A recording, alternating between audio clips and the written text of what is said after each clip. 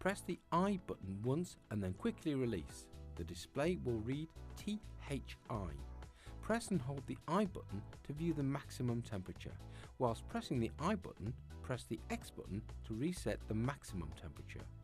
Release both buttons and then the display will read TLO.